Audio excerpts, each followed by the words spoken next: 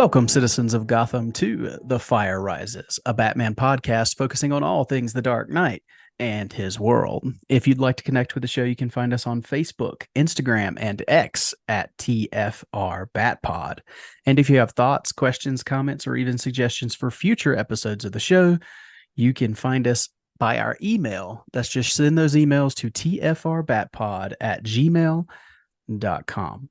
My name is Eric Carter, and I am your host, and I am joined, as always, by my co-host, Mr. Joseph Fornerado. Joe, it is the first day of spooky season officially because it's October 1st. How are you? I'm good, Eric. October 1st, finally. And we finally have a sunny day here in New Jersey for the first time in like 2 or 3 weeks. It's been a pretty miserable couple weeks. I don't know how people in Seattle do it because I felt like that's where we were the last couple weeks. But today was beautiful. It was perfect first day of spooky season. I got to fit in some movies and now we get to talk about a pretty a creepy book in a sense, maybe. I don't know.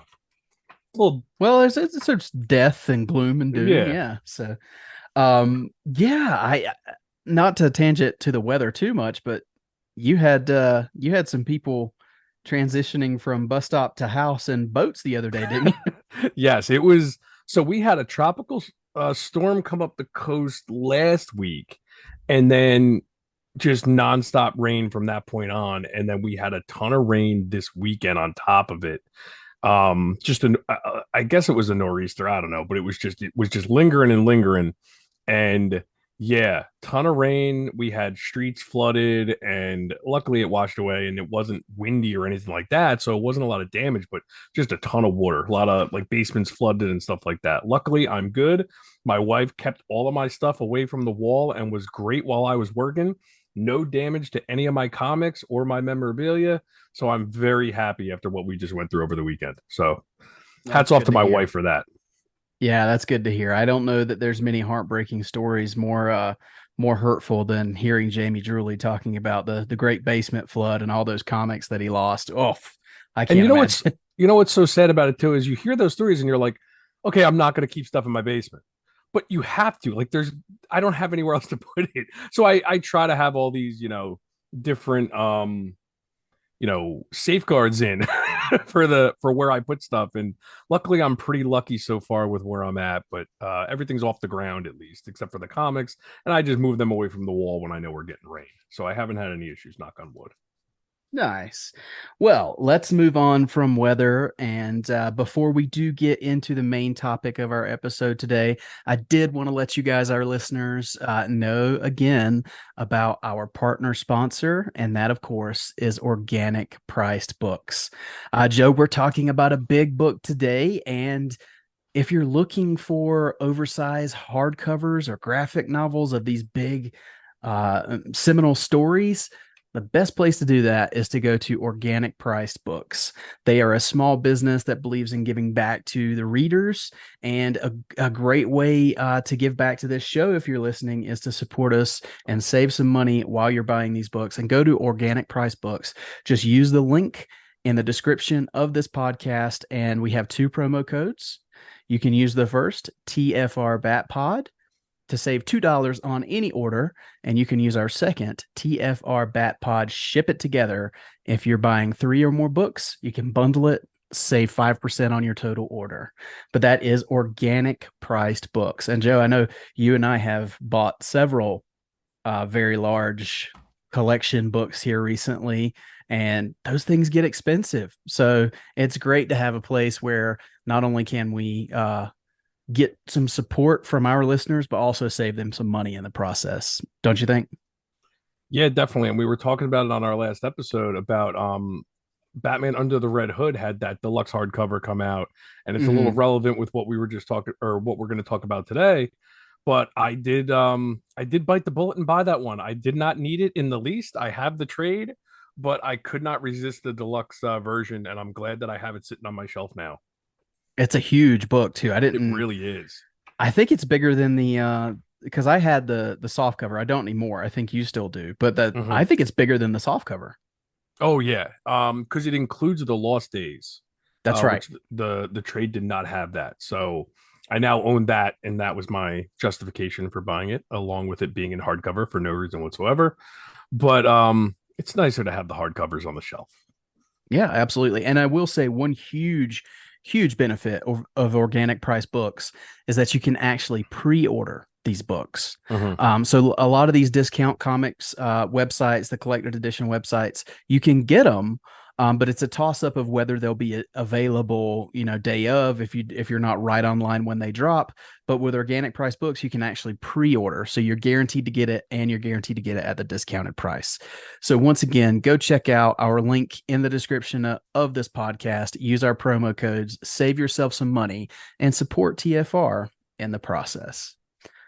But Joe, the time is finally here. Let's get to the topic at hand. Of course, it's been 35 years since this story came out. It was way back in 1988, but we are talking about today the milestone Batman story, A Death in the Family.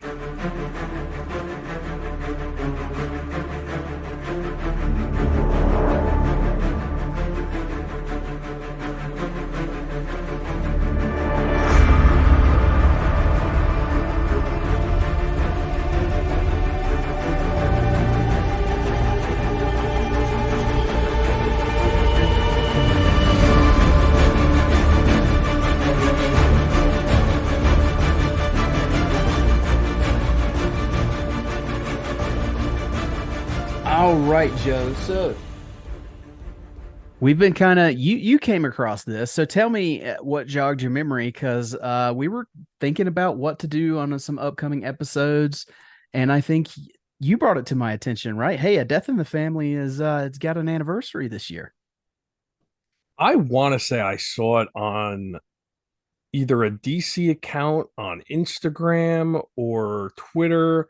And because we, most of the time at the beginning of the year, we kind of go through the calendar and try to figure out what anniversaries are coming up and this and that. And I definitely try to figure out like holes in what we're going to cover and, plug those holes with random anniversaries and stuff. And when we did that, I don't think this ever came up. So I think I just texted you saying, "Hey, how did we miss this?" Because we did.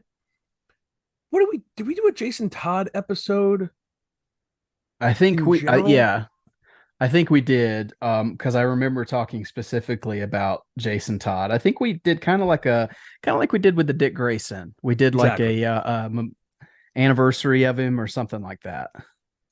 But yeah, I just saw that it was the anniversary of this story, and I'm like, wow, like how did we miss that? And I looked it up, and sure as hell, yeah, 25 years, which is pretty crazy. I mean, this is one of those 35. stories. Oh, 35. No. Yeah. Oh 88. yeah, yeah, we're getting old. 35. Wow. Uh, um, yeah, pretty crazy to think about that because this is one of those. This was actually one of the first stories that I read that introduced me to Jason Todd because it was kind of one of those things where when I was getting into comics, I didn't even know there were multiple Robins. And the first Mm, way I came across that was, oh, there was a Robin that died. And like the first introduction to that was reading this book for me. right. Yeah. And so the way it falls, because it was released between August and November of 1988. So technically, we're right in the middle Mm-hmm. of the release schedule for the 35 years. So the next upcoming book would have been book three, which is the big one. Mm-hmm. So we all know by this time what happens. Of course, they killed off Jason Todd in the third issue. So we're coming up on the 35th anniversary of that specific issue, which I think is pretty cool. Um, but yeah, this was again released between August and November of 88. It was Batman 426 through 429. And of course, it was written by Jim Starlin and penciled by Jim Aparlo and inked by Mike DiCarlo. And it has some amazing covers by I always mess up his name, Mignola, Oh, Mike Mignola, Mike yeah. Mignola. I don't know how he pronounces it. I have a tendency to pronounce everything the Italian way, even if it's a Spanish name. I pronounce it the Italian way, but Mignola would be the Italian way. But most people Americanize it and say Mignola. I don't know. Yeah. Either way, the artist most famous for Hellboy, I would say. Yeah. But I think just to kind of get it out of the way, I think my favorite part about these books may be the covers. I love the covers of these books because I mean, and I have the originals here, and we are on camera for this episode, Of Joe and course I. you So do. so you can actually so you can actually see me showing off my covers here, Joe. Because you But love to show off those covers to me. I think you've sent me pictures of those numerous times. So but I think what stands out about these covers is when you see them, I mean it's without a doubt you know what the story is. I mean it's got a very, I don't know, the layout is unique to this story. mhm. I mean, you don't see this anywhere else. And then just the style of them. I mean, like obviously book 3, you know exactly what's going on there with the bloody Robin, but then like the fourth book with Joker looking very dapper, it's like, okay, what's going on here? Mhm. But I don't know, Mignola, I think he just knocked it out of the park with these covers. I really like these covers. And I got to admit, up until you just said it, I don't think I ever realized that it was Mike Mignola that did the covers for these. I always knew it was a Jim Aparo story, and I am kind of mad at myself for not knowing it because looking at it, it's definitely not Jim Aparo. But I just kind of took these covers for granted because I've just known them for so long. I never really paid attention to who did them. Really? Yeah, that's pretty. You know, I'm definitely self-deprecating here.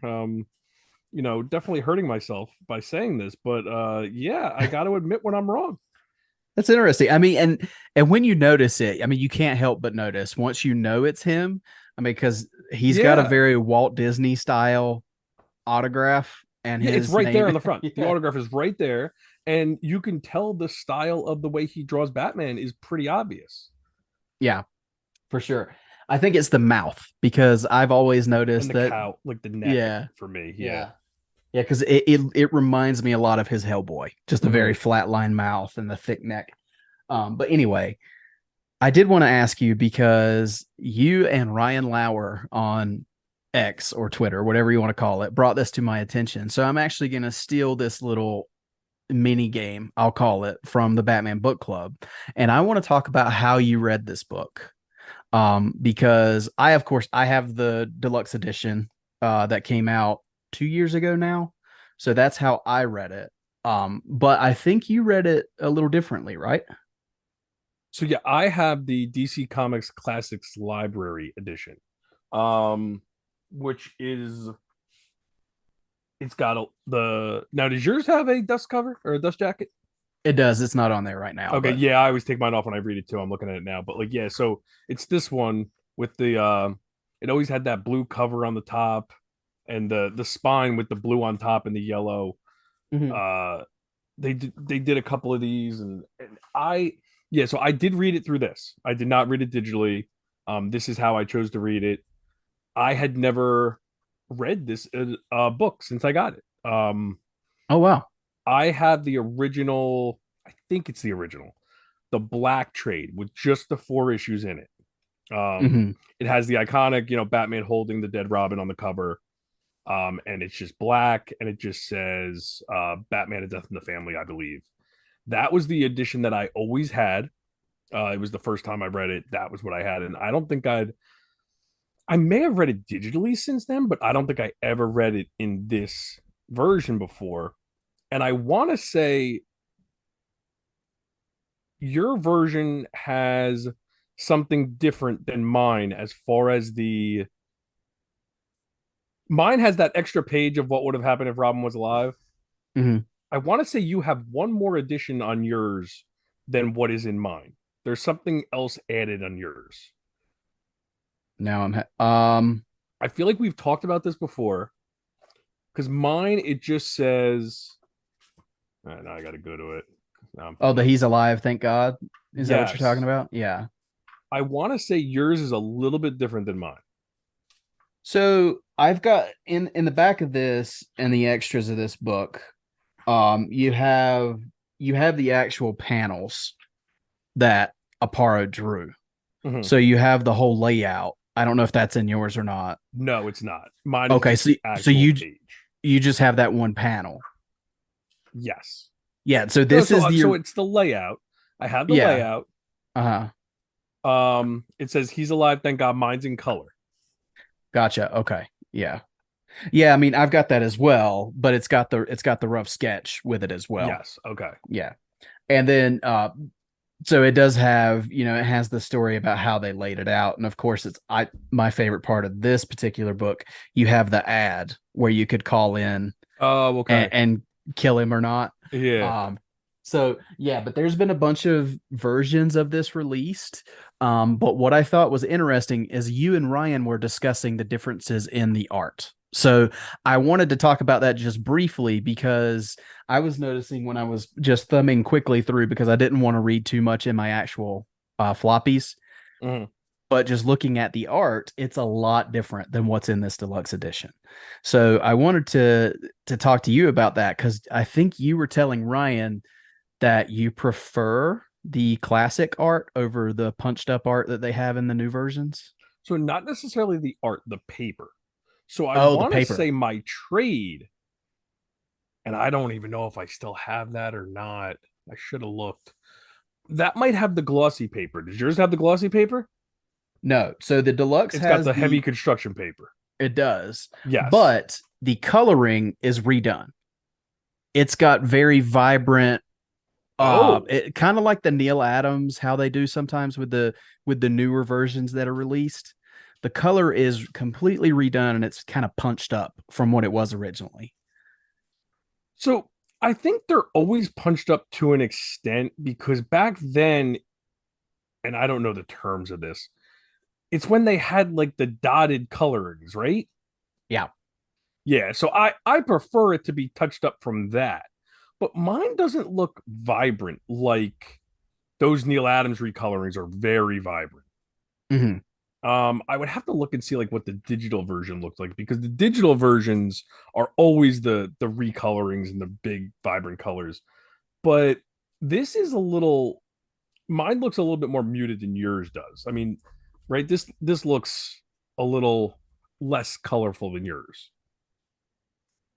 But Yeah, it's I would say that that's even punched up from the original because I mean the oh original is yeah. just it's I mean you can tell it's just it's very flat. Yes. So I think like mine is like that happy medium Yeah. where they might have gone a little bit further with yours. Yeah. Um But I will tell you, with Jim Aparo's art, I think the deluxe edition is gorgeous. I Mhm. mean, they really, and I don't know how at that point if it's really DeCarlo's inks. If Yeah, it's punched up to that's this interesting how level. they do that. Yeah, like Yeah. who's doctoring this stuff up? Even the colorist, like it's Hmm. very different. So it's interesting to give credit to the original colorist when you're basically redoing their work entirely. Yeah. But either way, I mean, I've looked at the original comics. I've looked at my deluxe edition. They're both. I mean, it's gorgeous. It's very beautiful art. Even though, and I think you and I have talked about this. Aparo, I respect the hell out of Jim Aparo. I do think it's a signature style, but he's not my preferred artist for Batman. I Mhm. think there's some facials, even with Robin, sometimes where like one eye is way bigger than the other. And I know it's kind of a look he's going for, but it always throws me a little bit. So while I respect it and I do see why he is such a revered artist, it's not my preferred style. Yeah, and this is kind of it's one of those things like I'm gonna do a music analogy where my dad used to always say, and this is probably gonna get me crucified too. My dad's a big music guy, and he always used to say, like, people would ask him, "Do you like Black Sabbath?" He's like, "No, I'm a Led Zeppelin fan. Why would I listen to Black Sabbath if I could listen to Led Zeppelin?" Like to me, like he would compare the two, and he'd be like, "No, I don't need to listen to both. Like I'm getting what I need from the one." To me, I compared Jim Aparo to Norm Brayfogle, and why, Mm, like to me, Norm Brayfogle, if I'm gonna look at that style of a Batman artist, and this is not a slate to Jim Aparo, it's just that to me, I think Norm Brayfogle is my choice between the two. So I think just I personally slight Jim Aparo probably unfairly because just because one is a little bit less than the other doesn't make him bad. I just always gravitate when you're picking your top 5 Batman artists, if you're going to do that, you're picking, in my opinion, I would pick 5 drastically different styles. Yeah, So I'm never going to put a Paro on my Mount Rushmore of Batman artists, because if I do, it's going to be Brayfogle. Um, and I'll go completely like drastically different with all of my artists. And they're so similar with their styles that I just always lean towards Brayfogle. And but again, reading this, I think this is a Paro's best work. Um, I I'll think agree with that. I think some of his like you know, obviously this is all taking place in the Batman title, but this was a seminal book. This was something that I hopefully he knew what he was getting himself into with this book, and he did put a little bit more into this one, because I do feel like this is him at his best. Or maybe it's because this is the one that's been doctored up, and maybe that's why I kind of lean towards this looking really nice. Because I will say, and again, I'm kind of putting you on the spot, did Aparo do the art for year 3, or was that George Perez? I know George Perez did the covers for year 3, but I don't remember if he did. I should look that. But like I remember, and that's a book. Um, speaking of like how the original art was, I have the original floppies for year 3. I can't read them. The ones I have are really poor quality, and it's actually hard to read the word bubbles on the version I have. So that one Mm. I prefer to read digitally, and unfortunately, that's a book that is just hard to find. So year 3 was penciled by Pat Broderick. Oh, okay. George Perez did the covers. I knew he did the covers. Yeah, okay. So I did Yeah. not know who did the actual story then. But Well, and to so your point there, because you didn't know, and I didn't know either, but during this era and the eras before it, there was always a house style mhm, for the art, and everybody would tailor their stuff to the house style. yeah, So and I'm glad that's not a thing anymore, because I like all the variations we get between, like, you can read Batman right now and Detective Comics, and you can get two completely different art styles. exactly. There's a map to follow based on the suit The and suit, like yeah, those type of things. Like not necessarily style, but like the color of this has to be this. He has to have the oval. He doesn't have to have the oval. That kind of stuff. There's something to follow. But yeah, I prefer that they let each artist do what they want to do. And you're right. Like, and I know we're not the first people to say this. I know Ryan has talked about it numerous times on his show. Year 3 is a book that for some reason just keeps getting left out of all of these collections. So like mm, my collection has A Lonely Place of Dying in it, which is awesome. I'm assuming yours does too, correct? it They keep does. yeah. So like for whatever reason, year 3 keeps being left out of that. Yeah, and it is like, I mean, you can read A Death in the Family, you can read Year 3, go into Lonely Place of Dying, and then you can go into Under the Red Hood, and it's almost like Yeah. a continuous story. Yeah. I agree with you there, and I wish we did get Year 3 collected, because it seems like we never get it.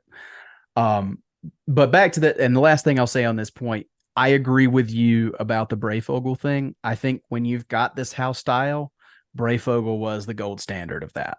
And then everybody else is just kind of, in my opinion, they were doing their best Brayfogle. So Well, did Aparo precede Brayfogle? I'm not sure, but either way, I mean, Yeah. Brayfogle was the best that did this Yeah. style, in my Coming from opinion. our perspective, because we weren't reading these when they came out, we Right. looked at these at the same time, and that's unfortunate because it wasn't like we loved Aparo and then Brayfogle came along. We looked at them at the same time, and it kind of, Yeah. you know, but yeah, that's I don't Yeah. want to make it seem like we're hating on Aparo, because I think No, the no, art in no. this Because is very I good. do like the art. It's great. It's just not, again, my preferred style. But let's talk about this story, because I think you've said it many times. We may have talked about it in our Jason Todd episode. This story is known for one thing and one thing only, and that's, of course, the impact of the death of Jason Todd. Outside of that, I think this is a pretty meh story, if I'm honest. Um, there's a lot going on here with Jason Todd being mad at Batman and kind of lashing out as a teenager and wanting to try to find his parents, and then he finds out that his mom is still alive and that his the mom that died was a stepmom, I guess. Mhm. And he's on the hunt for his mother. And that's what leads him to the Middle East and the Joker, and of course the whole situation that happens. But I just want to kind of, since we just reread it, I wanted to get your thoughts on the story itself. Because to me, it's a very important story, not necessarily a great story. Well, I will say, funny enough, I agree with everything you said, and I think I've said it so many times throughout the years. I was pleasantly surprised while rereading this that I think it came across as a much better story than I remember. Oh, really? Yeah, I do think there is a lot going on here that I did I always remembered the story with his mom, but I don't remember how it connected to the Joker and all that stuff. And it's it's weird because like I remembered the Joker being this weird um what does he get, like diplomatic immunity? I remember that being much more part of the story than it was. That was almost like an afterthought, like in the fourth issue. Yeah. And I also don't remember this book being as long as it was. I think the first two issues are both double issues. And but they didn't feel long to me. It felt like a good sized story. And it a lot more happens before the death of Jason than I remember. Mm-hmm. And I just, yeah, I think because over the years so much has been said about how it's more about just the death of Robin than anything else. I actually did enjoy reading the story for the first time in a long time. Well, that's awesome.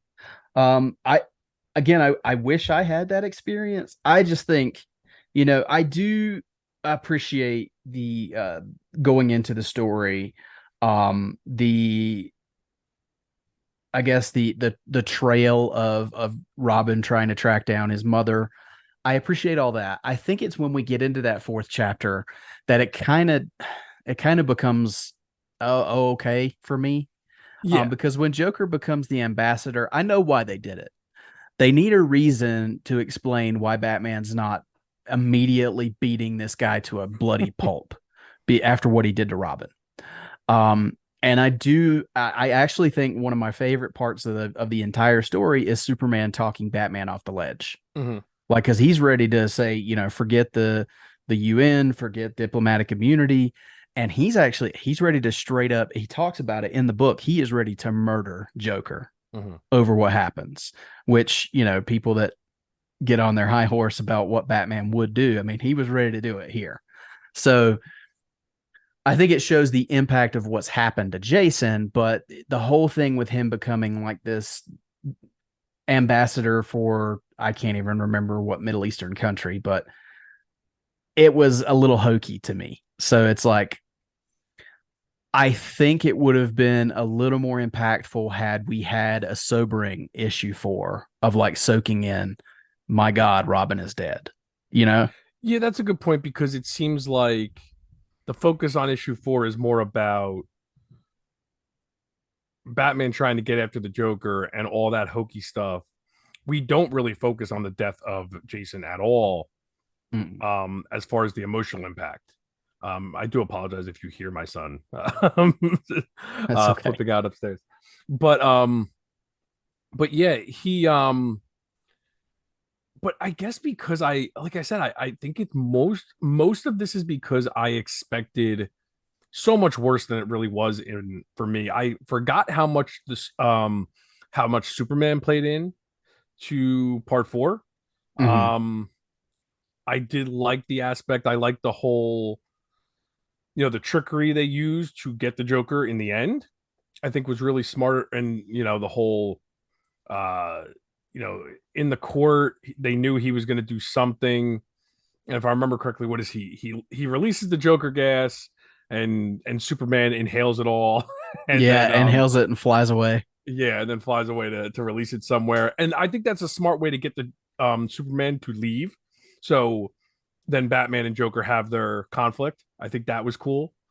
Um, So yeah, it just seems like, unfortunately, other than Robin's death, the stuff surrounding Robin's death is very separate from Robin's death. It's the whole story is not focused on, or it's really just that fourth issue, because the everything leading up to the death of Jason is focused on Jason for the most part. Yes. But you're right. In the fourth issue, it becomes, that's where it kind of loses its steam a little bit. And he's killed at the end of issue 3, correct? Or is it the I end of issue 2? now you've got no. Yeah, because now It's I think it's the end of issue 3, and issue 4 ends really abruptly. yeah, because That was my biggest complaint, was issue 4 ends really abruptly. Yeah, I think you're right there. Because well, and the big thing, what you were mentioning earlier, is the first two books, the first two issues are double size issues. So it So is the end there's of issue 2. yeah, yeah, because the issue 3 is where you find out he's actually dead. Yes. And that's So it's you're got right. the bloody. So it's issue 3 and 4 that are both where it meanders. Mm-hmm. Yeah. Yeah, because once you get the impact of he's dead, then it goes into it kind of drags from there on. But what's interesting to me is issues 1 and 2 are double issues because there's 6 chapters Mhm. in this story. Issues 3 and 4 are chapters 5 and 6. Yeah. What's odd to me is I've never seen a story in comics constructed that way, where you have 2 double issues and then 2, regular size issues. And it's almost like they wanted to make a 6 issue story. And I can't confirm nor deny this, but it seems like they wanted to make it 6 issues, but DC didn't want to do something like that. I don't know. And it It's was just so even weird to weirder me. reading it because I kept thinking like, oh wow, I'm already on issue 3. No, it was the beginning of issue 2. Mm-hmm. Like I didn't realize I was still like, I didn't even pay attention to the fact that I didn't get to the cover yet. Because sometimes the books don't actually break it into sections with the cover. Sometimes they just want it to be seamless. And then when I got to the cover for issue 2, I was like, oh wow, wait, what just happened? And I like that they number the pages on the collection, because that doesn't happen all the time. They left the numbers in the corner, so that Mm-hmm. helped a little bit to try to figure out what was going on. And I know we're kind of jumping all over the place here, but I wanted to ask you, while I'm thinking about it, what was your take on the funeral? Why is nobody there? Number one. And number two, why is Barbara and Commissioner Gordon there? So my thoughts on that, without because I don't have an explanation for you. Because he My says there's thought not a big turnout for the funeral, had no idea how to contact any of Sheila's old friends, makes sense. And Jason's life was too short for his passing to cause many ripples. well, because he wasn't a part of the Titans Well, or he anything like has to that. say strictly Jason. Yeah. Now, again, I get that. I get that Jason would not have a lot of friends. Mm-hmm. Why would Commissioner Gordon, and again, I don't remember what was going on with comics in the 80s, and maybe someone could help us out. Why would Commissioner Gordon be at Jason Todd's funeral? Um, Not Robin's funeral, Jason Todd's funeral. my only, I guess the only place I can go with that is because Bruce Wayne and Commissioner Gordon are friends, I maybe. guess. And then Barbara came too. Yeah, and that was probably to support Bruce. Yeah, because at this point, Barbara obviously knows Jason is Robin. Yeah, she would have to. I don't But remember if at this point did Commissioner Gordon know. I don't know. I don't know. I would have That's to very look back possible because there through. weren't. Now I'm trying to remember if he knew when Barbara was first paralyzed, because it's been a while since I read like that annual where Batgirl hangs up her cowl and basically retires right before she's crippled by the Joker. I'm wondering if Hmm. that's when. I'm wondering if in that time, canon at that point was he knew, because that's changed a lot over the years. Well, and this book was not long after the Killing Joke, because No, there's a yeah, lot of reference at the beginning of this book to what the Joker has done yeah, they to made that Barbara. canon really quickly, huh? Because it wasn't supposed to be. Right, They yeah. they Yeah, they exactly. pivoted very quickly with that. which means if you look at this canonically, the Joker has done some pretty awful stuff to the Bat family in pretty quick succession. Yes. Because they make it a point that the Joker has just he like he this is why he was in prison or in Arkham was Mhm. for killing or for shooting Barbara. Yeah. So he got out after that event. So yeah, it's quick succession there. And I will say one thing that I thought, and I don't know if you thought this at all or if you agree with me, but reading the way that Jason is portrayed early on in this story, just his attitude, his defiance, it really reminded me of Curran Walters and his Oh take on yeah. Joker or not Joker, Red Hood and Jason Todd and Robin from that era. I think Curran Walters, after reading this again, I think his performance is even more the better because it reminds me so much of his portrayal in this book. So give it up to Curran Walters for that. It's weird because every time we go back and look at stories from this era, I think like Titans nailed it, and all we do is hear about people hating on that show. And yeah, it's a little over the top maybe with the way they handle, Dick being angry at Bruce, or Jason being the rebel that he was. They're kind of taking that teen angst to an 11 because of the freedom they have with the R rating and all that. But it's pretty spot on with this era. I mean, Dick doesn't even come to Jason's funeral in this version. So they were clearly not on great terms at this point. Um, Jason was getting, so bad to the point where Batman sidelines him. They're like it was doing a lot of that stuff. And I love going back and reading this era um once in a while, just because it does kind of put that stuff into perspective more than because sometimes we have a tendency to remember these things really incorrectly, or just go by what is assumed or what is just constantly talked about rather than actually going by what is happening in these books. So there is a foreword called "A Death in the Family Choices" in the deluxe edition. I don't know if it's in yours or not. It was done by Scott Peterson in 2020. So, um, but he talks about specifically the reasoning behind why Tim Drake was how he was portrayed Mhm. is that they were fixing the mistakes of Jason Todd. Yes. And some of that was having him being accepted by Dick Grayson, getting Dick Grayson's approval, because apparently Jason never had it. It was not very well received from Dick that this new kid was Robin. So, to your point there, I think that was something that stuck in the craw of Batman fans at the time. Yeah, and I know Batman fans didn't like it's funny too because everything was like it was.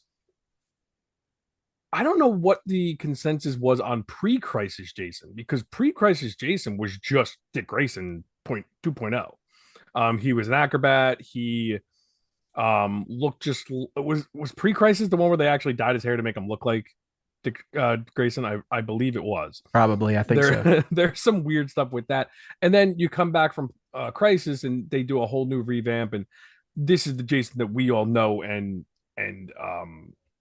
can kind of gather as far as the history of this story. But yeah, he was always angsty and that kind of stuff. I knew. I never really paid attention to his relationship with Dick because I don't think you ever like you. I can't think of a time where you even see them interact Mm. because I think Dick was pretty much out of the Bat books by that point. So I would have, and I haven't read. I when I was first getting into like a lot of back issues, I bought like 408, 409, like all those great Jason Todd stories with Two Face and all that. I should really go back and try to read them and see.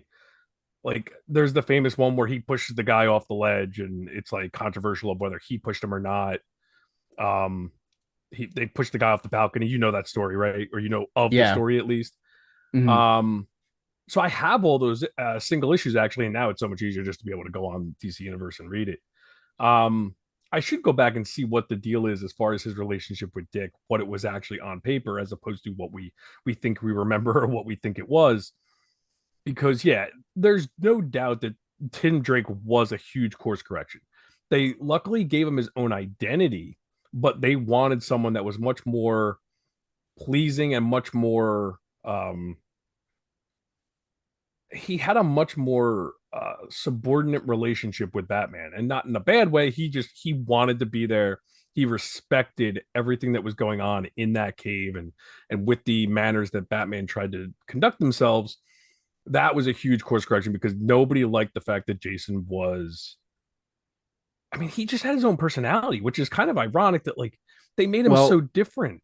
you say that, but see, one of the things in this forward, which was eye opening for me, is Jason Todd was very unevenly portrayed because Scott Peterson talks about how Jim Starlin did not like Jason Todd, Mm-hmm. and he wrote him as if he did not like him. Okay. And then you would go and read Bernie Wrightson, and he was a very upbeat, happy, Oh, ready to okay. get in the game Robin.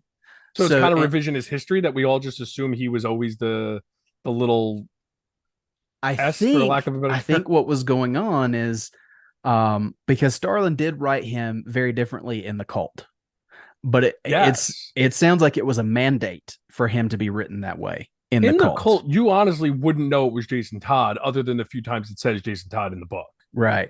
That's like the So, one big Batman story that includes Jason Todd. and I think that might have been a detriment to the character, is there was a lot of inconsistency at the time Mm-hmm. because he felt like he was different characters depending on what you were reading. Yeah.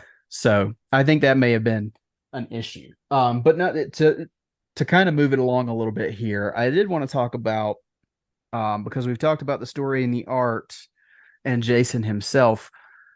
I want to talk about a little bit of the impact of this story because years later, I mean, because Jason Todd was one of the characters in comics that I believe stayed dead the longest. Like it felt like he was one of those characters that wasn't coming back. Yeah. And even after he did, I would argue, because you have those arguments all the time online amongst Batman fans, should he have stayed dead or should he not have? Mm-hmm. And I would argue that no matter which way you play it, whether he stays dead or whether he comes back as he did, he is still Batman's greatest failure. Mm-hmm. And even the Jason Todd that came back is not the Jason Todd that died. So I think it's one of the most important Batman stories ever written because it has shaped the Batman mythology and how we view Batman as a character so much over the years. Because I grew up always seeing Jason's uniform hanging in the Batcave, Mm-hmm. knowing what that meant and knowing, why Batman keeps it up. So it's always part of the Batman mythos to me ever since I was a kid. So I don't know. What are your thoughts on that? What do you think the impact of this story has been? Well, it's funny because when you think of this, it's hard not to think of the Killing Joke also, where both of those stories are so impactful. The Killing Joke is a controversial one where it's kind of split down the middle of what fans think of it, Mm-hmm. the story itself. This one is almost unanimously accepted as not a great story, but the concept had such an impact, and the idea to kill off Robin had such a lasting impact. Everyone's on the same page with that. It's weird though to think that something that had this much impact came from a story that most people don't really care for, but the impact of the story has lasted for years and years and years. And I agree with you that he will always be his greatest failure. We've talked about that even on the Jason Todd episode that we did. Um, and bringing him back might not have been my favorite thing, but I think as long as you bring him back and keep him the failure, it's okay. I would argue Jason being a normal member of the Bat family now, if they, because sometimes they go that route where he's just a regular member of the Bat family. He doesn't kill, he doesn't do anything he's not supposed to do. He's just one of Batman's members. That to me is more detrimental to the death of Robin than bringing him back alive. Because then to me, he's just one of the guys, and I don't want that. I want Jason to have his own moral code. That's the whole point of him coming back and being a failure still. Um, I think the old saying was, and I've heard this saying said numerous times with numerous characters, but it was always like no one stays dead in comics, but Uncle Ben, Bucky, and I've heard Jason Todd included in that. And Bucky and Jason Todd both came back around the same time with very similar stories, which obviously is not a mistake when it comes to comics. That happens all the time. Right. But yeah, I mean, at some point, something has to be done to bring the attention back to the fact that Robin was killed. And I think Under the Red Hood did that. Is it almost brought more attention to Batman's greatest failure? And I think that the story was done well. If that story is not done well, then it just ruins it completely. And again, I go back to the whole. It depends how you handle Jason going forward after he's living. You can't have him. In my opinion, you can never go fully redeemed with Jason after the way you brought him back. But Well, I think what's most ironic to me is I see a ton of people, almost in the same breath. Oh, Jason Todd never should have came back. He never should have been brought back. Under the Red Hood's my favorite Batman animated movie. Right? It's like, and I'm kind of one of those people. Like I don't even fault people for having that opinion because I get it. Because I don't think I would have ever, if you asked me, would you bring him back? I would have said no, nonstop. Like that would have been my answer. But if you never brought him back, and we've said this numerous times, look at all the stories you'd be missing out on. mhm. There are some great stories with Red Hood, and again, I think it was done in a proper way, and it brought more attention to the failure. Um, and I think he stayed dead for a long enough time where that was okay. Well, and what I will say is I agree with you on the point that I think Red Hood is still at his most effective when he is maybe an extension of the Bat family. Like Yes, they bring him in occasionally when it's something that they need him for, but otherwise but they're not nobody's happy about it. nobody's comfortable with Jason enough to keep him around. Um and I think, and again, you and I, we can't hide our love for Titans. I love what they did in season 4 where Dick sends Tim to train with Jason for a little bit, but he Mhm. doesn't want Jason on the team. Exactly. He wants to keep him at arm's length. Yes. And some of the Batman stories in the comics have done that effectively, where Batman will still. It's almost like Red Hood has become a tool in the toolbox. Mhm. He will use him when necessary, but he doesn't. He doesn't want that association. If that And makes sense. I also like how on Titans, like Jason knows he's not accepted and he doesn't want to be a part of that. Like he doesn't believe he deserves it. And Right. he's okay with that too. That I think is also that happy medium. Because like as stupid as this is gonna sound, it bothers me when Jason uses rubber bullets. Like, no, like that's not I feel like that's such a No, Red Hood's the Punisher. yeah, like I feel like he yeah, like why would he even use a gun then? Like he doesn't. Mm-hmm. He's trained to not have to use a gun. He's using the gun because he wants to use the gun. Mm-hmm. So, and again, it's kind of a tangent here, but yeah, there's a lot of things I feel like if you want to tell different stories in the Batman comics, Jason should be your tool. If Yep. you're just telling Jason as a member of the Bat family, why bother? Unfortunately, that's what's happened with Tim over the years, is because Tim has that he's kind of gotten lost in the shuffle because he doesn't have enough separating him from the rest of the Bat family, which is a shame because we all loved him. Mm-hmm. That's probably why Jason and even Damian have gotten so much more popular because there's more differing stories you can tell with those characters now. Well, yeah, and to your point, I mean, I know this is not popular, and everybody knows that I love Damien, but unfortunately, to the detriment of Tim, I think that's why Damien has almost excelled Tim Drake's level of popularity. Like he's jumped past it because he is so different. Mm-hmm. And he's not like, because Tim will always love Tim because he wants to be Robin, and he loves the Yeah, idea of Batman and Robin. But I think people have a hard time figuring out how to write him sometimes. I think he's it's hard writing new stories for him. I think that's what it is Exactly. how Yeah. do you get his stories to stand out? And I also don't think it helps that you had 100 issues of Chuck Dixon writing Robin solo stories, which were awesome. I feel like people don't know how to do new interesting stories with that character either on his own or I mean I personally think the best thing we've gotten with Tim in years is um Tynion's detective run. I think that was great. I um agree. he did a lot of great stuff with the Bat Family in that run. Ironically enough, Jason did not show up very much in that run. No.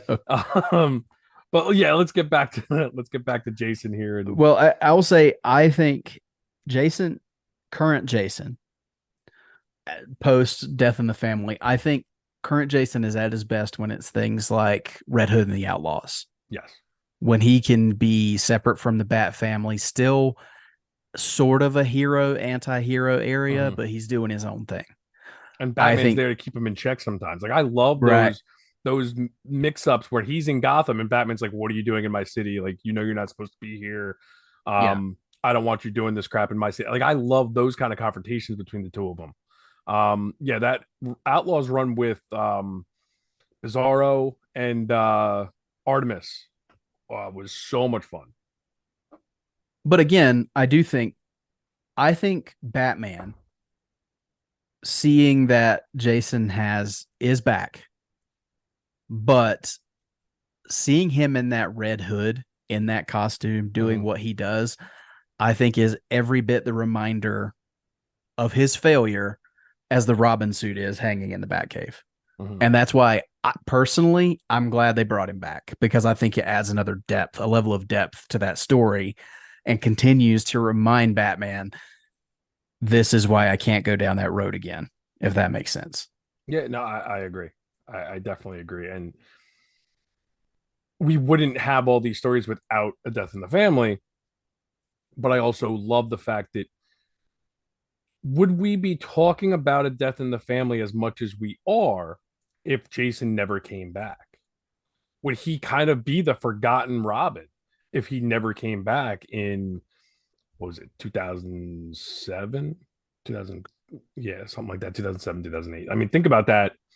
If he had never come back, if we hadn't had 15 years of these stories, 16 years of these stories, where would I we be? honestly, without Under the Red Hood, the story, or Under the Hood, whatever you want to call it, I think when they start rebooting with the new 52 and then with Rebirth, I think Jason gets lost in the shuffle.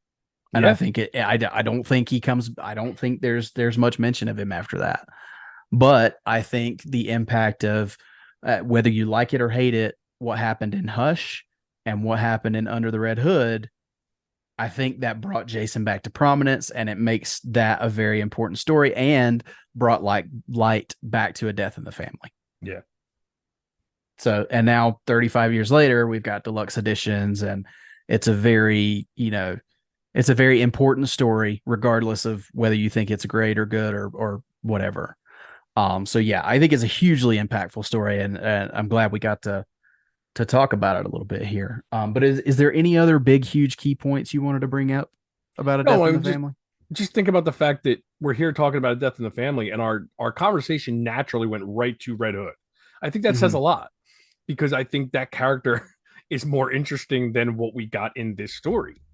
And we can only talk so much about this story because yeah, it's not the perfect story. I mean, we didn't even touch on the mother and all that because I think it is kind of minuscule. It's more about the grand scheme of the concept of the story that we wanted to talk about because that is the important stuff here. It's the you know the fact that the fans voted to kill this kid off.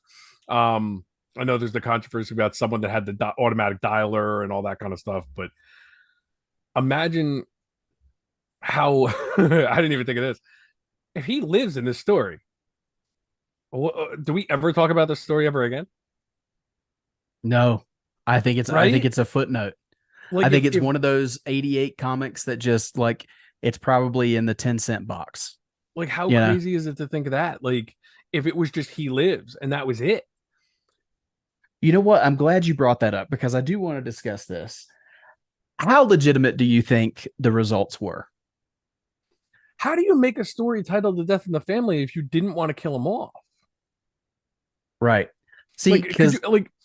I mean, I get it. DC does a lot of stuff just for publicity too. So I could see them putting a book out called "A Death in the Family" and not, I mean, and not going through with it. I can see that because they're selling their books no matter what. You're selling it with the promise of what's going to happen. And if he lives in issue 3, you already sold those books. But well, I mean, they did release a wedding issue with no wedding. Like they do this. they do, So but and I know you've probably heard the story because we've all heard of people like our buddy Jamie Drewley who says he called to have yeah. Jason killed. But I don't know if you've heard this, but I've heard this many times over the years that supposedly there was a guy somewhere who set up a robo dialer Yeah, that's so I was saying that an automatic dialer, whatever it's called. And yeah, and called to have Jason killed thousands of like thousands of times. times. Yes. It reminds me of like the Simpsons episode with the Yeah. thing, the bird thing. And the margin between him dying and him living was very slight. Yes. So Which I'm that surprised by. yeah. Today he'd be dead. Like Oh like it yeah. wouldn't Just even. for the shock value. Yes, like people would just like, oh, let's see if they'll do it or not. Like that's just what people do today. It's Yeah. funny to me that back then everyone hated this character, but still wouldn't vote to have him killed. Mm-hmm. And, and I guess my thing is it's just like how legitimate was it if there was supposedly robo dialers and automatic Mm-hmm. dialers and all this? Well, back then, And I guess it was harder to monitor that kind of stuff too. I yeah, mean, you had to yeah, pay too. It wasn't a 1-800 number; it was a 1-900 number. 900 number. Yeah. Yeah, so you had to pay. So that's probably their way of saying, okay, we're not going to get a lot of people calling more than once because if you have to pay, it kind of legitimizes it by itself. And I don't think they care because it got so much publicity for it. Which also, if that guy was using an auto dialer, what was his phone bill if he had to Yeah, pay because for all what was it these? like 25 cents a call? Let me see. I wonder if it's on that page. I Yeah, just because want to check I it really quick. so you're selling this damn upgraded version now because I don't have any of that stuff in mind. That's really cool to have So that. let's see. You'll be charged 50 cents for each call, which will be connected to an acknowledgement message. So So 50 cents a call. 50 cents back then, is that like $2.50 now? Maybe more. Because think about it, Probably. comics back then were only like 50 cents. So figure a Yeah. comic now is $5. Yeah. That's an Yeah, expensive call. that is. Yeah, because when we had payphones, it was only 25 cents for a call. Towards the Yeah. end, it was 50 cents. So But if you called this number from a payphone, that was costing you 75 cents a pop. But anyway, now we're yeah. aging ourselves big time. So yeah, I just think it's interesting to think about how legitimate it was. But either way, I think, like you said, and I have never thought about that before, but do we even talk about this book if he lives? And I don't think so. I think you're right. We talk about it a lot less, that's for sure. I think it might come up because of the whole calling and to save him, but if he lives, where does Jason go from there? I mean, think about how drastically different the Batman comics would be if Jason lived in this story. Yeah. I Would we think have DC ever gotten Tim? I think DC was ready to kill him. Yeah. So but anyway, the last thing I did want to touch on, of course, we a few years ago, and it's kind of become a footnote itself. We did get the little interactive animated film, A Death in the Family. Oh, I That forgot about that. yeah, exactly. So it was the only reason I remembered it is because there's art for it in the back of this book. Okay. There's there's the little there that's it. They put the cover in the back of the book kind of like a Mm-hmm. footnote, like it Yeah. happened.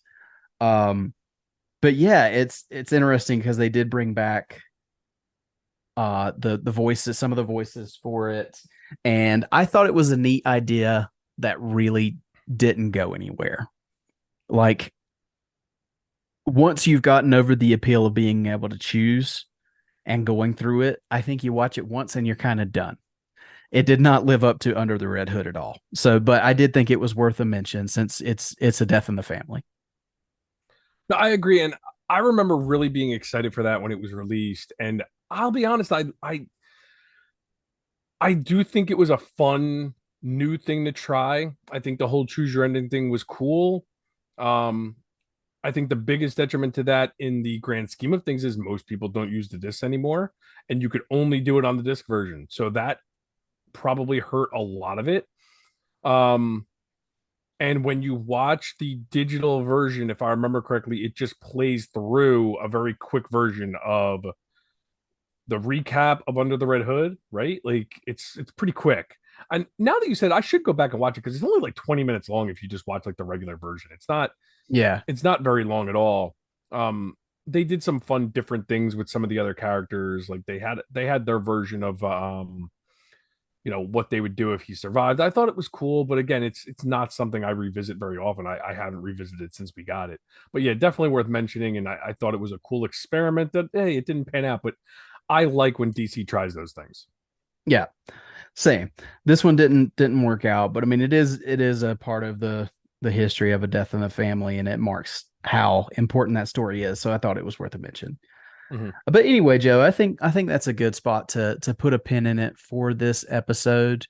Um, but before we do sign out, I did want to mention that Joe and I just received a copy of the upcoming book from Inside Editions, and it's called Batman: The Multiverse of the Dark Knight, an illustrated guide. And a big thank you to our friend Jay Yaws, who hooked us up with this. But I did want to mention it because I think it's worth you guys checking out. It's kind of a look into the Bat computer, and it's a look at all of these different multiversal Batmen. So you got your copy, right, Joe? Yes, I did. Thank you very much, Jay. That was really nice of you to send that over. Yeah. So I just think it's a really fun, neat little coffee table book. Is that how you would? Yeah, I think so. Definitely. It's cool because it's its own thing. It's like one of those like I have like the Batman encyclopedia. It's like a new version of that. Like all sorts of different types of Bat, all versions of it. Really, really just a fun read. Yeah, but I think it's really neat how it's constructed. I don't know if you've flipped through. I'm sure you have flipped through yours, but Mm-hmm. the front and back have these really nice, like embossed little Batman emblems through the front and Mm-hmm. back covers, which I think is really neat. So definitely worth checking out. I think it's available for pre-order. I saw it on Amazon recently. So go check that out, guys. That's new from Inside Editions, written by Matthew Manning, who I think has been on the Batman Book Club for Oh, some that of his name does other sound familiar. books. So Yeah, maybe he did the complete history of Batman. Is he the one that did that? maybe I'll have to look back through. But anyway, guys, yep, that's Batman: The Multiverse of the Dark Knight, an illustrated guide. So check that out for those pre-orders. But Joe, I think that's where we're going to end it for tonight. So thank you so much for joining me for this look back at a death in the family. And why don't you let everybody know where they can find you on social media? Okay, so I was right. I got that pretty quick. Batman: A Visual History was what Matthew Manning was on Batman Book Club for. I remember him covering Nice. that. So yeah, thank you for having me. This was fun. Sorry for the week wait, guys. We had a lot of scheduling issues this past week. Most of it was my fault. Just family stuff, nothing wrong or anything, but just crazy to schedule this. But I'm glad we finally got it out, and hopefully it won't be this long for our next episode when we get into the spooky stuff. You guys can find me on Twitter or X and Instagram and Letterboxd as J411. And you can find me on Facebook as Joe Fornerato, Fornarotto. So thanks again, Eric. Absolutely. And for myself, you can find my personal accounts on Instagram, X, and Letterboxd. That's mecarter89, mecarter89. The show can be found on Twitter, Facebook, or Twitter or X, Facebook and Instagram at tfrbatpod. Once again, if you have thoughts or questions or suggestions for episodes, you can shoot us an email. That's tfrbatpod@gmail.com. If you're looking for a way to support the show, the best way to do that is to just leave us a rating and review on whatever podcast platform you listen to us on. If you do leave a review on Apple Podcasts, we will read those on the show as well as the emails. If you're looking for another way to support the show, we don't ask that you spend a dime on this show, but if you'd like to, you can go to redbubble.com and search Shop TFR, all one word, and find our awesome logos created by Justin Kowalski and all kinds of merchandise there. Our theme music was created by the very talented Gaurav Venkateswar, and his music can be found at gvtunes.com. But until next time, when we dive all into the spooky aspects of Batman, for myself and Joe, we'll see you next time. And until then, make sure you keep that bat signal lit and pointed skyward.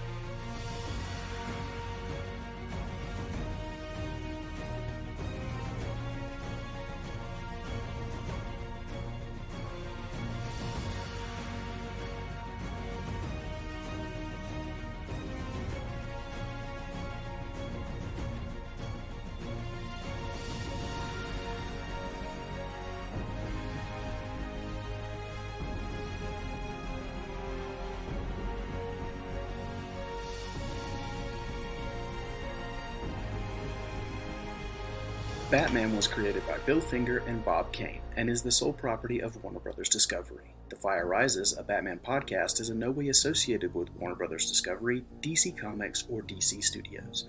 The thoughts and opinions of the participants of this show are their own and do not represent the companies that they work for. Thank you for listening. We'll see you on the next episode.